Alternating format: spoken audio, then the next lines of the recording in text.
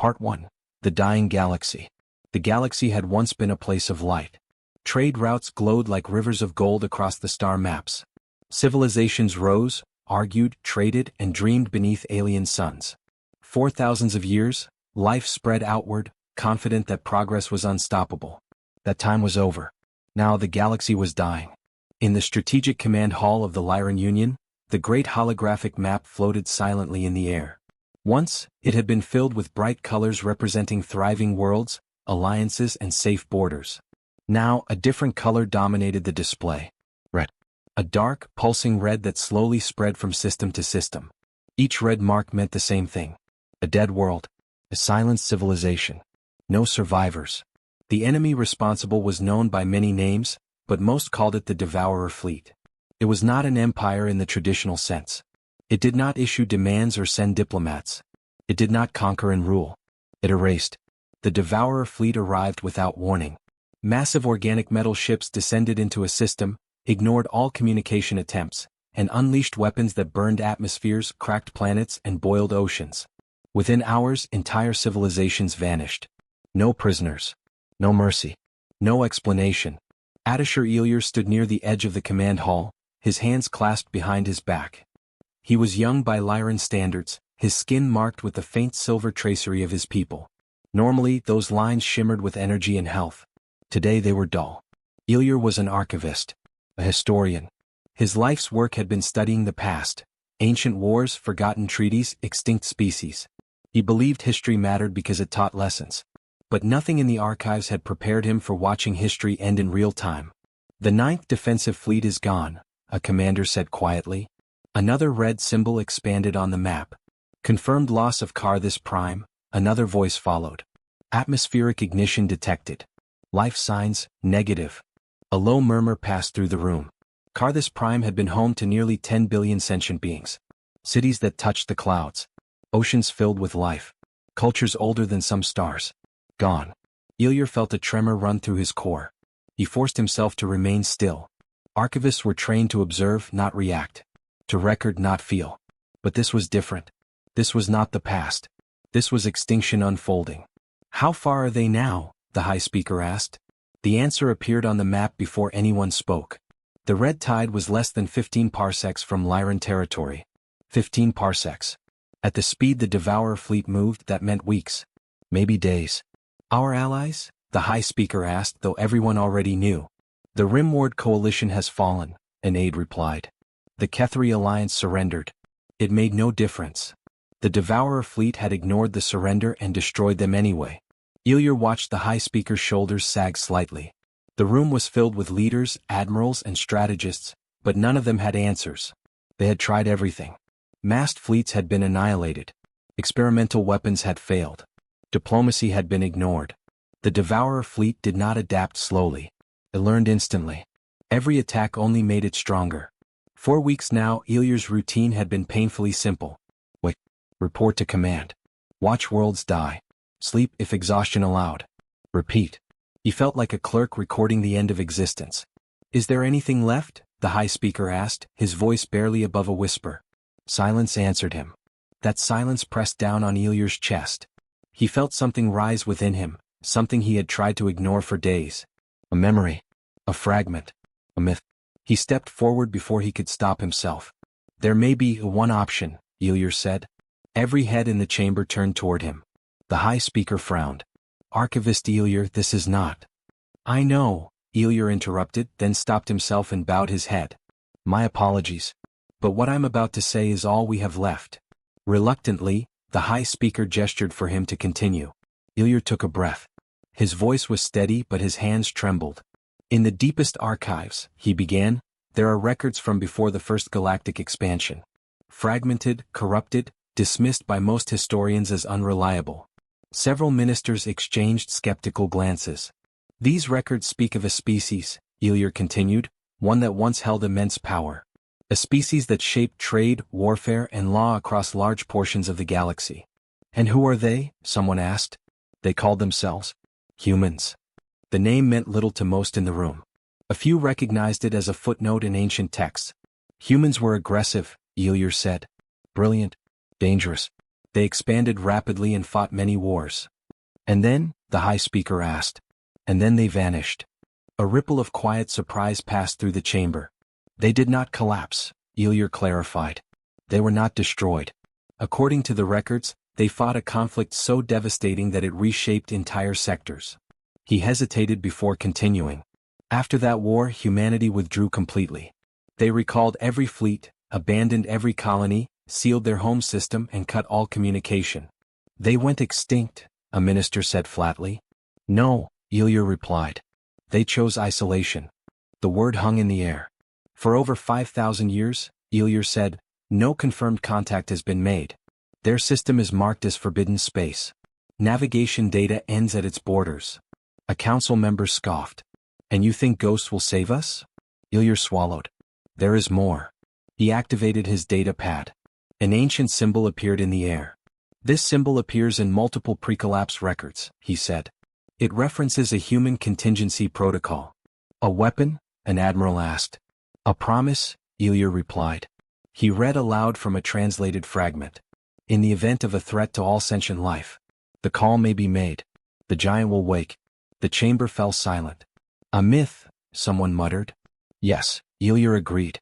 But myths exist for a reason. The high speaker studied Ilya carefully. And you believe this giant is real? Ilya looked at the red-stained galaxy map. I believe, he said softly, that if humanity still exists, then they prepared for something like this. And if they did, they may be the only ones who can stop it. No one spoke for a long moment. Outside the chamber, another alert sounded. Another world lost. The high speaker closed his eyes briefly. When he opened them, there was no hope left in them. Prepare an envoy ship, he said. If humanity still lives, we will ask. Ilya felt his knees weaken. The decision had been made. They were going to wake a legend. And pray it remembered why it once stood guard over the stars. Part 2. The Decision of Desperation. The Strategic Command Hall did not celebrate the decision. There was no applause. No relief. Only a heavy, uneasy silence. The order to send an envoy to the human system had been given, but everyone in the chamber understood what it truly meant. They were gambling the survival of the galaxy on a myth. Technicians moved quickly, their hands steady but their eyes filled with fear. Data streams were rerouted. Ancient star charts were pulled from deep storage. Navigation paths that had not been used in thousands of years were reconstructed piece by piece. Forbidden space. That was what the human system was listed as in every modern database. No confirmed ship has ever returned from crossing their border, an officer said quietly. Either they were destroyed, or turned back. Or ignored, another added. Ilya stood near one of the consoles, watching the preparations. His heart felt heavy. He had opened a door that might never be closed again. Or worse, a door that should never have been opened. A tall figure approached him. It was High Delegate Salis, one of the most experienced diplomats in the Lyran Union. Her silver-blue skin bore the marks of age and responsibility, and the glow in her tracery was faint. You realize, she said calmly, that if this fails, history will remember you as the one who sent us chasing ghosts. Ilya nodded. Yes. And if it succeeds, she continued, history will remember you as the one who woke something very dangerous. Yes, Ilya said again. Salis studied him for a long moment. Then why do you look so calm? She asked. Ilya hesitated before answering. Because, he said quietly, everything else has already failed. The envoy ship was named Light of Accord. It was not a warship. It had no heavy weapons. No armor designed for battle. It was built for diplomacy, speed, and dignity. Its hull was smooth and reflective, bearing the symbol of the Lyran Union on its side. Inside, its halls were quiet, its systems efficient and restrained. If the humans still existed, the Union wanted to arrive as messengers, not invaders. The crew was small. A pilot. A navigator. 2 security officers. Several technical specialists. And at the center of it all, Ilya. He had not expected to go himself. Archivists rarely left their libraries. But the high speaker had insisted. You are the only one who understands what you found, he had said. If anyone can speak to humanity, it must be you. As the ship prepared for departure, Ilya stood alone in the observation bay, staring out at the stars. Somewhere out there, entire civilizations were burning. Somewhere else, an ancient power slept behind walls of silence. The engines hummed to life. The Light of Accord slipped away from the station and vanished into the dark. The journey took weeks. Space was quiet, almost deceptively peaceful. The stars did not care that the galaxy was ending. They shone with the same cold beauty they always had. The crew spoke little. Every member aboard understood the stakes. This was not a mission of discovery or diplomacy. It was a plea sent into the void. Ilir spent most of his time in the ship's archive chamber, reviewing every scrap of information about humanity. There was not much. Fragments of history. Broken translations. Half-lost cultural records. What troubled him most was the contradiction. Humans were described as fierce and relentless in war. They built massive fleets and devastating weapons. Entire empires had feared them. And yet, in rare personal writings there was something else. References to restraint. To responsibility. To the idea that power carried moral weight. One damaged text appeared again and again in different archives, always incomplete, always dismissed as philosophical nonsense. Still, Ilir could not stop thinking about it. Strength exists for a reason. Not to rule. Not to dominate. But to stand where others cannot. He wondered if the humans still believed those words. Or if 5,000 years of silence had buried them. Approaching the outer boundary, the navigator announced one cycle later. Ilir left the archive and moved to the bridge. The main display showed a single yellow star ahead, unremarkable in appearance. A normal system. No visible traffic. No signals. No defense platforms. It looked empty. That's impossible, the pilot muttered. A system like this should show some activity. Even automated beacons. The sensors showed nothing. No ships. No transmissions. No energy signatures beyond natural stellar output. It was as if the system itself was holding its breath. Crossing the boundary, the navigator said. The moment they did, everything changed. The ship shuddered violently. Alarms screamed. Inertial control failing, the pilot shouted. Thrusters unresponsive. The stars outside twisted as an unseen force seized the ship and pulled it forward. What's happening? A technician yelled. I don't know, the pilot replied. There's no gravity well detected. No tractor beam. Nothing. Ilir felt his chest tighten. This was not an attack. This was control. The ship was not being destroyed. It was being guided. As the light of Accord was dragged deeper into the system, the sensors began to resolve what their eyes could not. The darkness ahead was not empty. It was full. Countless objects floated in perfect formation. Small at first glance. Dust. Debris. Then the scans refined. Each piece was artificial. Each one housed a weapon. By the stars, the navigator whispered, was a minefield. A system-wide minefield. Millions of weapons, held in precise positions by gravity control technology far beyond anything the Lyran Union possessed. Each one could accelerate to near light speed. Each one could crack a planet. And they've been here, a technician said slowly, for thousands of years. Ilir swallowed. This was not paranoia. This was patience. A civilization that could build something like this and then wait millennia without firing a single shot was not afraid of time. They're letting us pass, the pilot said softly.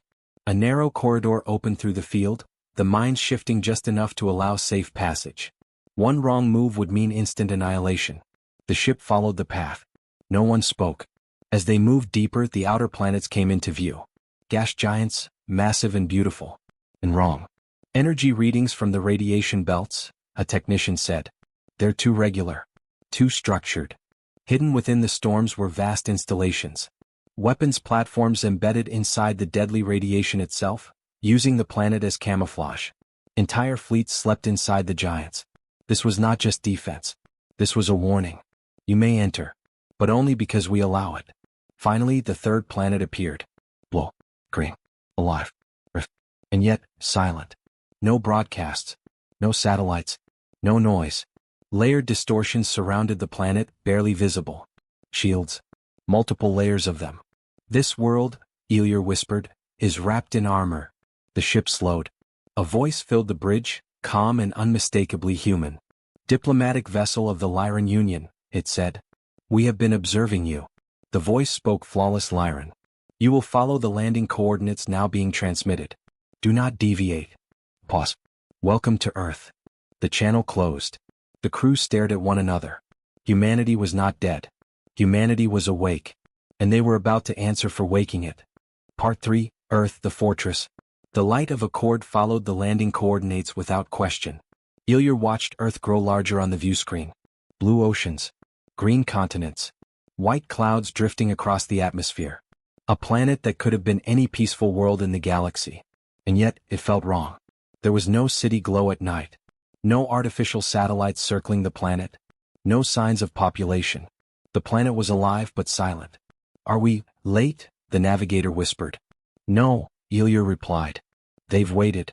This is intentional." The ship descended through the upper layers of the atmosphere. Energy fields shimmered like invisible glass, holding the ship steady, guiding it downwards. The crew felt the tug of the shields. The ship moved as if Earth itself were breathing. "It's beautiful," the pilot said quietly. "But deadly." Ilya nodded.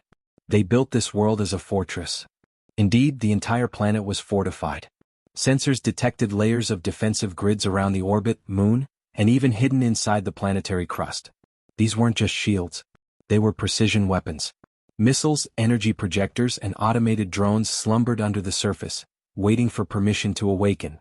"This is beyond anything we've ever seen," a technician murmured. "You've seen nothing yet," Ilya said. The ship followed the invisible path. It passed through orbital corridors and sensor fields until finally, the crew saw something that made them collectively hold their breath. A massive city, or perhaps a hall, stretched across a flat plain. Towers and structures extended beyond the clouds, covered with reflective panels that shimmered in the sunlight. Around it were thousands of floating lights, satellites but not ordinary satellites. Weapons, energy nodes, and vessels all held in orbit with perfect coordination. The light of a cord landed in a vast clearing, the ground beneath it shaking slightly. Doors in the city walls opened. Robotic arms scanned and analyzed the ship. The bay doors widened. The crew's hearts pounded. It was silent. Then a voice. "Come." Commanding. "Human. Welcome," the voice said. "We have been expecting you." The crew froze. Ilya stepped forward. "I am Ilya, an archivist and envoy from the Lyran Union. We come seeking aid. The galaxy is being destroyed. Worlds are burning. Billions have already died. Please, help us." There was a long silence. The only sound was the faint hum of energy shields surrounding the city. Finally, a figure appeared at the doors. She was human. Middle-aged, tall, calm. Eyes that had seen centuries of thought and battle stared directly at him. Silver streaked her dark hair, but her posture was commanding. "I am Ambassador Maria Solis," she said. "You asked for our help." Ilya bowed. "The galaxy, the Devourer fleet. We are out of options. Humanity, you are the only hope." Maria's expression remained calm. "And you believe we still have a duty to intervene?" Ilya hesitated. History records that humanity once held power to protect weaker civilizations. You saved many worlds before. And if anyone can stop this, it is you. Maria shook her head slowly. "We are tired of wars that are not ours. We fought once, we paid the price. We withdrew. We have not interfered in millennia. We will not start again now." A chill ran through the crew. Ilya tried again. "But billions are dying. Children, families, entire species. What happens if no one stops them? They will reach your system eventually." Maria's gaze did not waver. "Then they will reach us. And we will deal with them on our terms." The crew exchanged nervous glances. Ilya felt a sinking weight in his chest. It seemed the mission had failed before it had begun. Then he noticed something. The room around Maria was filled with tiny lights, flickering and glowing. Each light was a name. Each name a person. He realized slowly, billions of humans were memorialized here. All lives lost in wars long ago, preserved in memory. "You remember them?" Ilya whispered. Maria nodded. "We do not forget. And we do not act lightly. Every decision carries weight." "But the galaxy will fall," Ilya said, his voice rising slightly. "If you do nothing, the Devourer fleet will erase everything." Maria remained silent. She stepped forward and walked slowly past the walls of lights. She studied them, touching a few with her fingertips. She turned to the crew. "History will always judge you poorly for asking. You expect us to fight again, to risk everything. Do you understand the cost?" Ilya swallowed hard. "Yes. But if you do not act, no one else can stop them." A long pause. Maria's eyes softened for a moment. Then she shook her head. "You ask for the impossible," she said. "We cannot fight a war for someone else's survival. Humanity withdrew for a reason. And the galaxy will learn the same lesson we did. Sometimes, survival comes at a personal cost."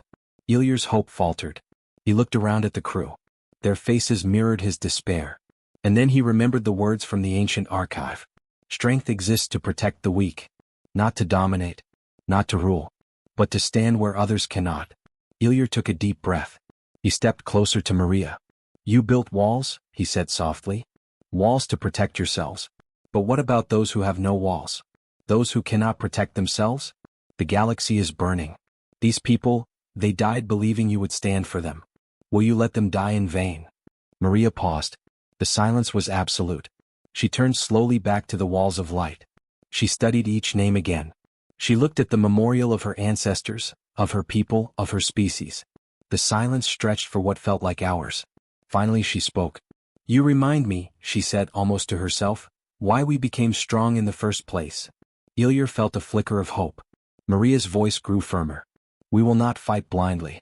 But we will act. Humanity will not remain hidden while the galaxy burns. Not again. She gestured toward a massive gate in the city. Robots moved aside and lights along the walls turned on, revealing hundreds of hidden vessels, weapons, and war machines. The light of Accord, she said. Follow us. You will see what we are capable of. Ilyar stepped forward, his heart pounding. For the first time in weeks he dared to believe. Humanity was awake. And the galaxy's last hope had just arrived. Part 4, The Fortress Revealed. The gates opened, and the light of Accord floated into the heart of the human city. The view left everyone speechless. This was no ordinary city. It was a fortress unlike anything the galaxy had ever seen. Towering structures stretched beyond the clouds, their surfaces reflective and shimmering with energy. Between them, bridges of light connected platforms that hovered silently in the sky. Thousands of small vessels rested in bays along the towers. Each ship was sleek, armored, and ready for battle, but silent as if asleep. This is incredible, the pilot whispered. It's a city, a fleet, and a weapon all at once. Ilyar nodded. It's exactly what the archives described. They built a system capable of surviving any attack, and outlasting anyone who tried to strike. Maria led the envoy to a massive observation hall. From here they could see the entire city at once. Tiny lights blinked across the landscape, each one a control point, each one a sentinel. The human technicians moved silently, adjusting panels, checking systems, and monitoring unseen sensors scattered across the planet and orbit. The Lyran Union thinks we are extinct, Maria said calmly. They are mistaken. Humanity has merely waited and watched. Ilyar looked around. The energy flowing through the city was almost visible, a network of power conduits linking every structure, every ship, every defensive platform. It pulsed gently like a heartbeat. So, this is why you left, Ilyar said softly. You became a legend. You built a fortress strong enough to withstand anything. Maria nodded. We survived the wars of the past. We learned that power without restraint leads to annihilation. We decided to hold back to protect ourselves until the right time came. But now, Ilyar asked, the Devourer fleet is destroying everything. They won't stop. Billions will die unless you act. Maria's gaze shifted to the observation window. She studied the stars beyond Earth's orbit. For a long moment no one spoke. Then she said quietly, almost to herself, duty calls even when it is painful. We cannot allow weakness to be destroyed just because it cannot defend itself. Ilyar felt a shiver run down his spine. These were the words from the archive, the words humanity had lived by long ago. And now they were spoken again. The next hours were a whirlwind. The light of Accord was escorted to a docking bay, and the crew was guided through the heart of the city. Everywhere they looked, they saw reminders of humanity's power and history. Enormous libraries of knowledge preserved digitally and physically, archives recording every war fought, every victory and defeat. Every museum displayed lessons learned, technology, strategy, and philosophy side by side. But the most impressive were the fleets. Thousands of human ships filled hidden hangars, ready to launch at a moment's notice. Some were small, agile fighters. Others were massive warships capable of striking planets from orbit. All were connected to the planetary network, able to respond instantly to any threat. This is unimaginable, the navigator said. How could any species create something like this and remain hidden for millennia? Maria smiled faintly. Patience, discipline, and a strict understanding of responsibility. Strength is meaningless if it is used recklessly. We have learned that lesson well. Ilyar could feel the tension building in the air. Humanity was ready. They could fight. But would they? He was about to ask when the walls of the observation hall lit up. Holographic projections appeared in midair, showing star systems, planets, and fleets moving across the galaxy. Red dots marked worlds already destroyed by the Devourer fleet. "See for yourself," Maria said. "The enemy advances faster than you can imagine. Their destruction is total, their efficiency unmatched. If we do nothing, there will be nothing left to save." Ilyar studied the projections. He felt a cold weight settle in his chest. Millions of lives were gone. Millions more would die. And yet, humanity still hesitated. He turned to Maria. "We cannot afford hesitation. They will reach your system eventually. Every second counts." She nodded slowly. "I know." Then she gestured to a panel on the wall. Holographic displays showed the Earth's defenses in detail. Energy shields surrounded the planet, thick and layered, impossible to penetrate. Thousands of automated weapons waited for deployment. Orbital stations equipped with massive cannons and energy projectors rotated silently. And hidden in the core of the planet itself were massive war machines, capable of striking both in space and on planetary surfaces. "They are prepared for any attack," Ilyar whispered. "Even one that comes from the stars." Maria smiled faintly. "Prepared, yes. But not yet engaged. Humanity only fights when the cause is just.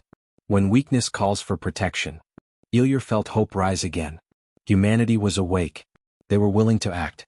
But first they needed a plan. 4 hours, the envoy observed as Maria and her advisors reviewed the galactic map, discussing strategy and analyzing enemy movements.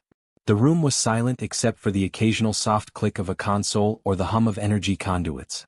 "The Devourer fleet," Maria said finally, "has no central command that we can see. They are adaptive, ruthless, and fast. We cannot attack them piecemeal. One strike and they will respond immediately.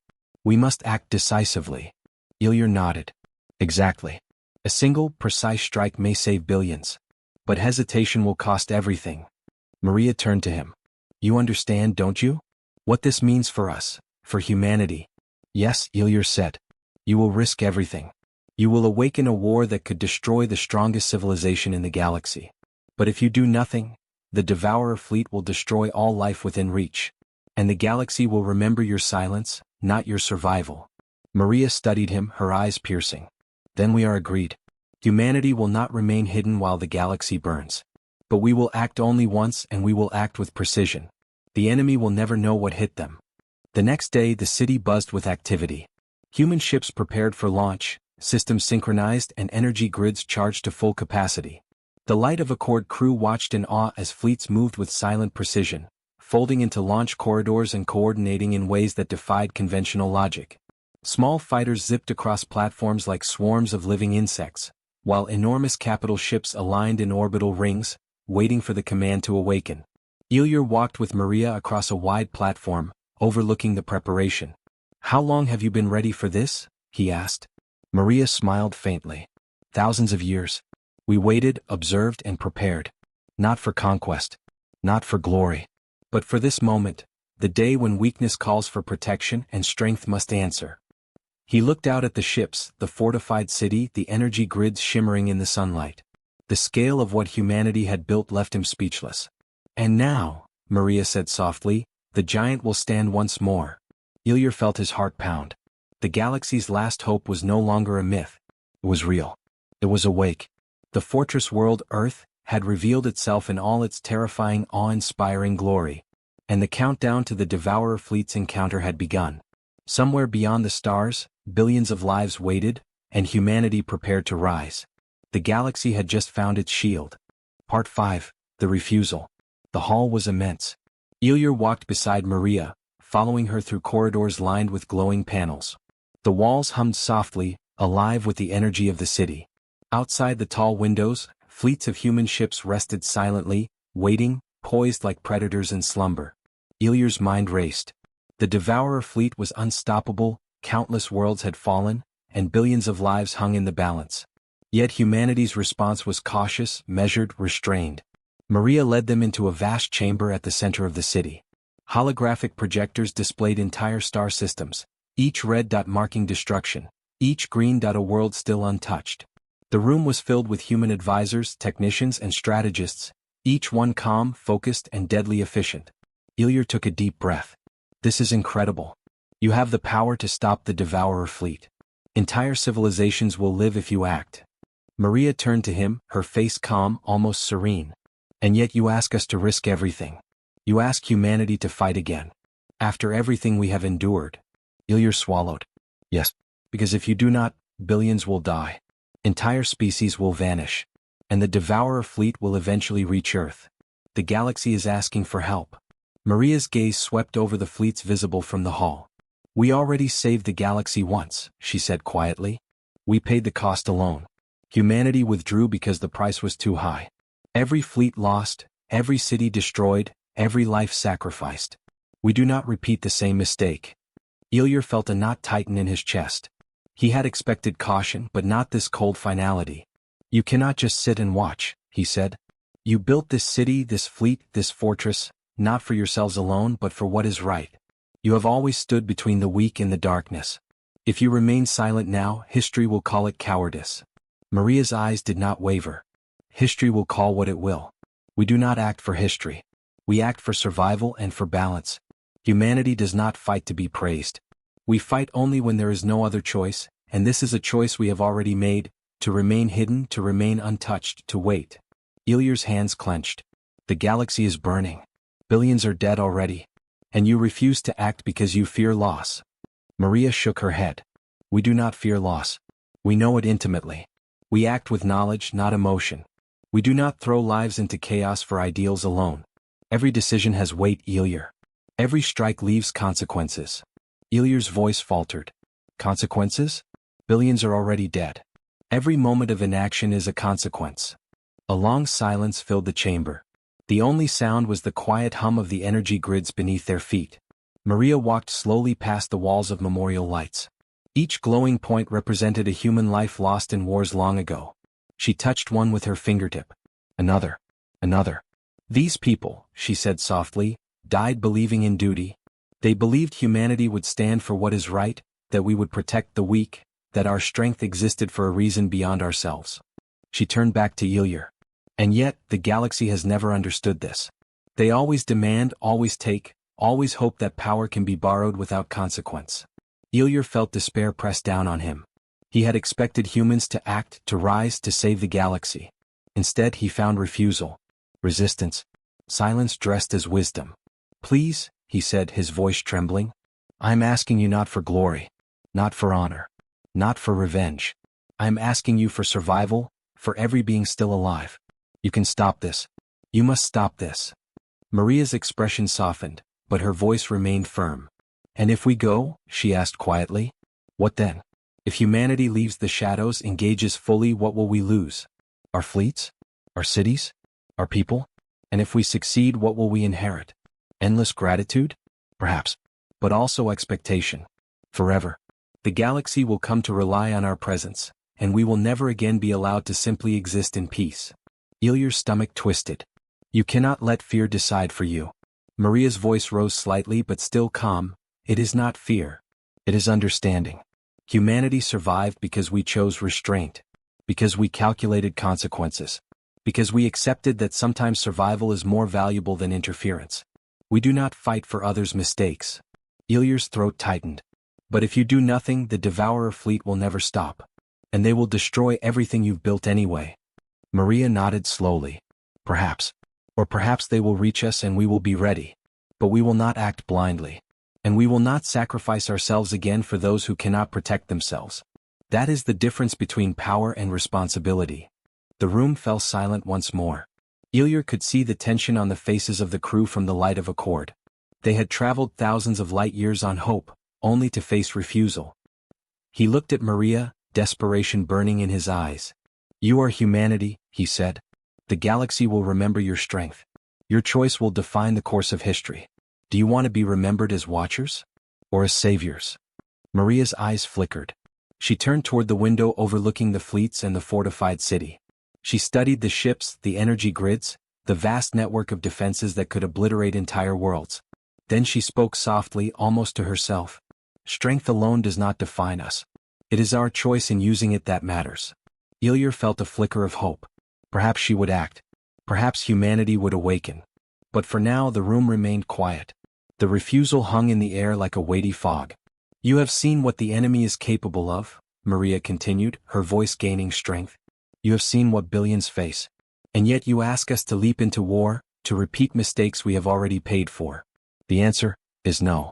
Humanity will not fight again. Ilyr's heart sank. He had expected caution, but this was more than that. This was denial. The galaxy's last hope had been silenced before it could speak. And yet, in the silence of the hall, Ilyr remembered one truth. Strength had a purpose. It existed not for power, not for glory, not for pride. It existed to protect, to defend, to stand where the weak could not. He would need to remind humanity of that, because the Devourer fleet would not wait, and the galaxy's lives depended on waking a giant. Part 6, The Sleeping Giant Awakes. The hall was silent after Maria's refusal. Ilyr stood in the center, staring at the walls of light. Each point of illumination represented a life, a story, a sacrifice humanity had made over millennia. And yet, the galaxy was dying. He remembered the ancient words that had guided him through the archives. Strength exists to protect the weak. Not to dominate. Not to rule. But to stand where others cannot. He turned to Maria. You are stronger than anyone else in this galaxy. You know power, strategy, and patience. But look at the galaxy, he said, pointing to the holographic map. Red dots consumed green dots. Entire civilizations vanished in minutes. If not you, who? Billions have no shields. No fleet. Nothing to protect them. You have the power, and the responsibility, to act. Maria's eyes narrowed. We have acted before. We have paid the price. We do not act blindly. We do not fight for ideals alone. Ilyr stepped closer, his voice rising with urgency. This is not ideals. This is survival. You taught the galaxy that strength exists to protect, and now that lesson is forgotten. Look at them. Look at the Devourer fleet. They destroy without thought, without mercy, without conscience. You can stop them. You must stop them. For the first time, Maria's gaze softened. She turned slowly toward the walls of light, touching one glowing point after another. These names, our people, they believed in a purpose, she whispered. And you say the galaxy has forgotten? Yes, Ilyr said. And it will continue to be forgotten unless you act. Her eyes drifted back to the fleet. Her hands clenched. The room seemed to hold its breath. I understand now, she said quietly. The price is not mine alone. It is ours. The lives we protected in silence, they must extend outward. Humanity cannot remain hidden while darkness spreads unchecked. Not again. Ilyr felt hope surge. Then, will you help? Maria's voice became firm. We will act. We will awaken the fleet. We will stand between the Devourer fleet and the weak. Humanity will no longer be silent. The preparations began immediately. The city and orbital platforms became a hive of activity. Ships moved with uncanny precision.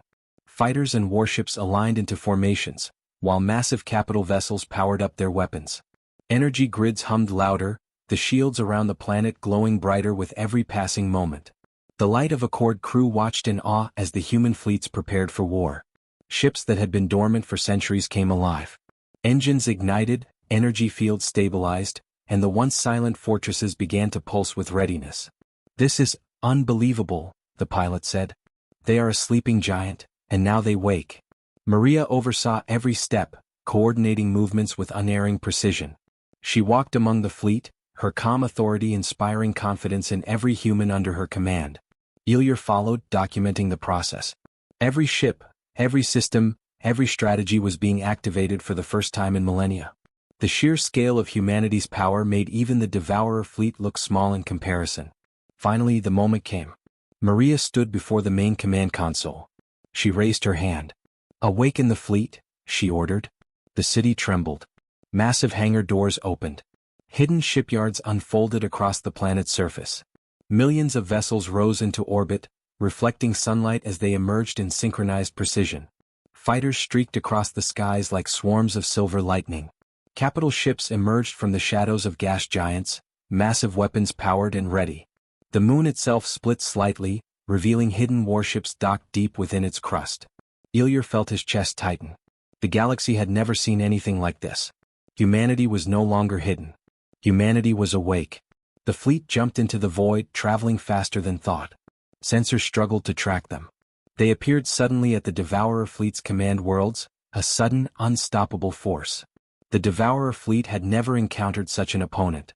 Entire worlds that had been marked for destruction were suddenly under human protection. Fleets of humans struck with precision, obliterating enemy command vessels, neutralizing weapons platforms and dismantling orbital fortresses. The Devourer fleet did not stand a chance. Minutes became hours. Entire campaigns that would have lasted decades ended in an instant. Red dots on the galaxy map turned green again as worlds once thought lost were saved. Ilir watched in awe as the humans carried out their mission with cold efficiency. Yet he also saw compassion. Every attack was calculated to eliminate the enemy, not to destroy planets or harm civilians. Every action was precise, controlled, purposeful. "This is what we've waited for," Ilir whispered. "This is the lesson of humanity. The giant awakens not for conquest but for protection." Maria's voice came over the comms. "The Devourer fleet is collapsing.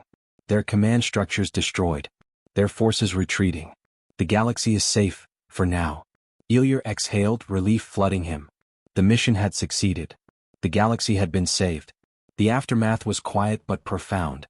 Worlds once thought lost celebrated as the humans quietly returned to Earth. The Light of Accord crew marveled at the sheer scale of the operation. Billions of lives had been preserved. Entire civilizations owed their existence to a species that had waited silently, preparing for the day they would act. Ilir stood beside Maria on a high observation platform watching the stars. The galaxy was alive again. Red dots had disappeared. The devastation of the Devourer fleet was halted. The cost had been high but the lesson was clear. Strength exists to protect, not dominate. "You could have stayed hidden," Ilir said. "You could have let the galaxy perish without a single act of intervention." Maria's eyes softened. "We could have. But strength has a purpose. Not to dominate. Not to rule. Not to conquer. But to stand between darkness and the weak." Ilir nodded. "And now the galaxy will remember humanity. Not as conquerors. Not as tyrants. But as protectors." Maria's gaze shifted to the memorial walls. "Every name here. Every life. That is why we act. Not for glory. Not for reward. But because we remember what it means to be responsible. To be strong and just." The fleets returned to their hidden stations, their systems going dormant once more. Earth remained a fortress, silent yet ready. Humanity had awakened, acted, and then returned to watchfulness. But now the galaxy knew. Humanity was not gone. Humanity was vigilant. And if darkness ever returned, the giant would rise again. Ilir looked up at the stars, feeling a sense of awe unlike anything he had ever known. He had come seeking hope for a dying galaxy, and he had found it. "The sleeping giant awakes," he whispered. Maria placed a hand on his shoulder. "And it will remain awake. This is our vow. Strength for protection. Power for responsibility. Humanity will watch over the galaxy not as rulers but as guardians." Ilir smiled, a weight lifted from his heart. For the first time in what felt like eternity he felt peace. The galaxy was safe. Worlds lived. Billions had hope. And Earth, the fortress world, stood as a silent sentinel, a shield for all who could not protect themselves. The giant had awakened, and this time it would never sleep again. The end.